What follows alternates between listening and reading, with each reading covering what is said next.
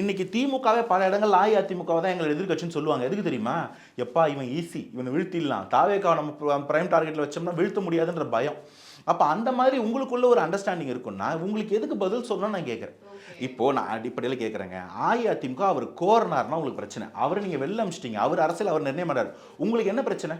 உங்கள் கம்பெனியில் நீங்கள் ஒருத்தர் வெளில அமிச்சிட்டீங்க, அவர் போய் சேனல் ஆரம்பிக்கிறாரு, இல்லை இன்னொரு நல்ல சேனலில் சேர்றாரு, நீங்கள் எப்படி அதை கருத்து சொல்ல முடியும்?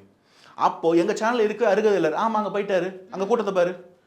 உங்களால் அந்த சுப்ரீமோவால் காமிக்க முடியாத ஒரு ஃபாலோவர்ஸையும் கூட்டத்தையும் அவர் அந்த கட்சியில் இரண்டாவது ரேங்க்கு போய் நிற்கிறாரு, அவரால் காட்ட முடியுதுன்னா மக்கள் ஆதரவு எந்த தலைவருக்கு இருக்குது, யாரை ஃபாலோ பண்ணுறவங்களுக்கு இருக்குன்றது நீங்கள் புரிஞ்சுக்கணும்.